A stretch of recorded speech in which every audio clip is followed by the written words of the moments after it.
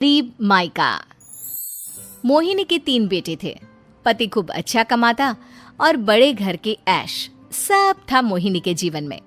लेकिन एक चीज जो नहीं थी वो थी सुकून। मेरी बहन और मेरा भाई दोनों गरीब, लेकिन मैं मेरे पास तो नोट की बरसात है। तभी मोहिनी की बहन वीना उसके दरवाजे आ जाती है। अरे मोहिनी कैसी है? सिलेंडर खत्म हो गया है। तेरे पास तो इतने पैसे हैं, भरवा देना मेरा सिलेंडर। पैसे जैसे ही आ जाएंगे मैं दे दूंगी। तभी मोहिनी का पति राकेश आ जाता है। क्या है वीना, ये अपने घर की परेशानी हम लोगों के घर ना गाया करो। तुम्हारी बहन को तुम लोगों पर तरस आ जाता है और वो पैसे देने लग जाती है। मुझे ये बिल्कुल पसंद नहीं है। ओ जीजा जी, नहीं, मैं तो वो बस अच्छा मैं चलती हूँ। वीना वहां से चली जाती है। उसके जाने के बाद अच्छा किया जो आपने सुना दिया। अरे न जाने क्या सोचकर मेरे घर आ जाती है कि जैसे यहाँ तो भंडारा भरा है। अरे कितना तो दे दिया। अच्छा जी जरा 1000 तो देना। वो बिन्नी दीदी है ना, उनके घर जा रही हूँ। उनका पोता हुआ है तो मुंह दिखाई दे दूंगी। हाँ, उन लोगों के आगे तो शो ऑफ किया करो। वो खुद को बड़ा अमीर शो करते हैं ना। दिखा दे कि तू भी किसी से कम नहीं है। हाँ जी, इसी के लिए तो जा रही हूँ। मोहिनी तैयार होकर अपनी बुआ की बेटी के घर जाती है, जहाँ उसके पोते का कार्यक्रम चल रहा होता है। वहाँ वीना भी आई होती है। अरे वीना, क्या जरूरत थी यहाँ आने की? तेरे घर पर गैस नहीं है तो वो भरा लेती। क्या करूं मोहिनी, बुआ को बुरा लग जाता नहीं जाती तो। वैसे मेरे पास एक जोड़ा बच्चे का कपड़ा रखा था, वही अपनी चांदी के पायल के साथ देने जा रही हूँ। घर पर गैस थी नहीं, सोचा परिवार यहीं खाना खा लेगा, बाकी सुबह का सुबह देखा जाएगा। मोहिनी को बहन पर दया आ जाती है। वो पर्स से 1000 रुपए निकाल कर दे देती है। ले वीना, लेकिन पैसे वापस कर देना, तेरे जीजाजी हिसाब लेते हैं। मोहिनी भी क्या करती, गरीबी में बहन का सहारा ही उसके जीवन जीने का आधार था। फिर एक रोज, सुनिए, भाई के घर बेटी हुई है, मुझे माँ के पास जाना होगा। अरे उस घर में ना कूलर है ना एसी, कैसे रहोगी तुम? हाँ वही सोच रही हूँ कि अकेली जाऊं, बच्चों को साथ ना ले जाऊं। चली जाओ, लेकिन ये जो तुम अपने गरीब परिवार से मिलने चली जाती हो ना, मुझे बिल्कुल अच्छा नहीं लगता। पता नहीं मैं भी कैसे मैनेज करती हूँ, लेकिन क्या करूँ। मोहिनी भाई भाभी के घर आती है। मोहिनी कैसे आना हुआ? तू यहाँ हम लोगों के घर रह लेगी या फिर किसी होटल में रहेगी? क्या हो गया है माँ, मोहिनी को क्यों ऐसे बोल रहे हैं आप?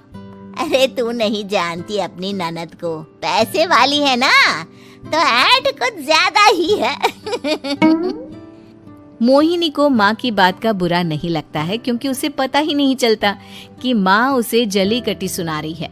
वो भाभी की बच्ची के साथ लेन देन करती है और वहाँ से चली जाती है। उसके जाने के बाद, माँ क्यों आप मोहिनी को इतनी सारी बातें सुनाती हो? भाई का बेटा बोल पड़ता है। माँ क्योंकि दादी जानती है कि बुआ के अंदर घमंड है। सही बोल रहा है मोहन, बहू भले तुझे ना दिखता हो, लेकिन मुझे और मोहन को दिखता है कि वो कितनी घमंडी है। मोहिनी मायके आती है, जहाँ गरीबी के कारण चीजें कम होती हैं। इस मोहन के बच्चे को काम पर लगा दो ना, किसी दुकान या किसी होटल में। बर्तन धो लिया करेगा, कम से कम 4 पैसे और आएंगे घर में। देख मोहिनी, माना तेरे पास पैसा है, लेकिन तेरे भाई के दिन इतने भी बुरे नहीं चल रहे कि वो अपने बच्चे की पढ़ाई रुकवाकर उससे बर्तन धुलवाए। मोहन माँ की ओर देखता है, जैसे आंखों से बोल रहा हो, देख लिया बुआ का हाल। हाँ मोहिनी, बात तो सही है, लेकिन अभी मोहन को पढ़ना है। आखिर तुम भी तो अपने दोनों बेटों को पढ़ा रही हो ना। मेरे बेटों से कैसे कंपेयर कर सकती हैं आप? अरे वो तो कलेक्टर बनेंगे। हाँ, कल को वो मोहन को नौकरी में रख लेंगे, क्यों? मोहिनी कुछ दिन और रहकर चली जाती है। धीरे धीरे दिन बीतता है मोहन बड़ा होता है और कड़ी मेहनत से सफल भी हो जाता है। मोहिनी, माँ के जाने के बाद तो तुमने भाई भाभी के घर जाना छोड़ ही दिया, क्यों? वो क्या है ना, उन लोगों का घर छोटा है, मेरे बच्चे जाना ही नहीं चाहते। पर तुझे क्यों अचानक मायके की बात याद आ गई? यार, मेरा तो मायका है, भाई भाभी है, मेरा तो आना जाना लगा ही रहता है। हाँ, क्योंकि तुझे आदत है ना ऐसे छोटे से घर में और कम पैसे में रहने की। वैसे क्या खबर है आजकल मायके की अपने? अब वो घर छोटा और कम पैसे का नहीं रहा, क्योंकि मोहन तो बहुत बड़ा आदमी बन गया है। फिर क्या? मोहिनी भाभी को फोन करती है।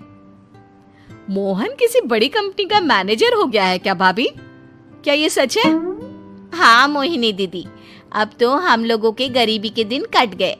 आपके भाई ने कोई अच्छे कर्म किए होंगे जो हम लोगों का बेटा इतना अच्छा कमा रहा है। देख लो भाभी, पहले भी आपने कई गलतियां की थी, आप थोड़ा संभल कर चलना। भाभी को मोहिनी की बात समझ में नहीं आती कि वो क्या कहना चाहती है। फिर एक दिन वीना मोहिनी से कहती है, मोहिनी, हमारा भतीजा मोहन अच्छा कमा रहा है, क्यों ना मैं अपने बेटे की नौकरी के लिए उससे बात करूं? अरे बुआ का बेटा है, ये सोचकर मदद तो करेगा ना? हाँ हाँ, क्यों नहीं करेगा, उसके बुरे दिन में तो हम भी खड़े थे। मोहन को वीना फोन करती है और अपने बेटे की मदद करने की बात करती है।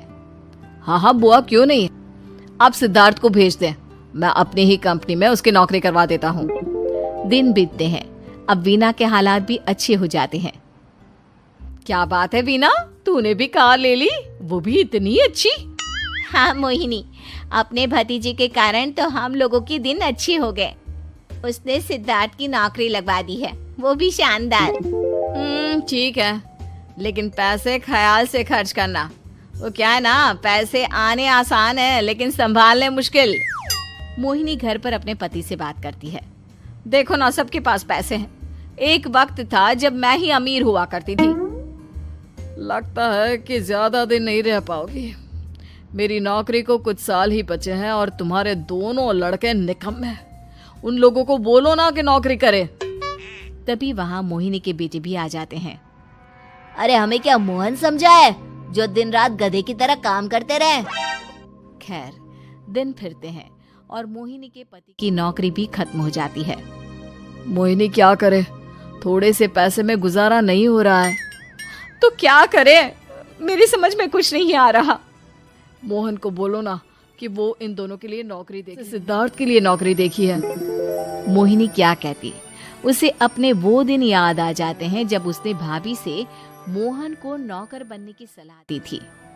क्या हो गया, क्या सोच रही हो मोहिनी? यही कि वक्त कभी भी किसी का भी पलट सकता है, ऊपर वाले से डर कर रहना चाहिए।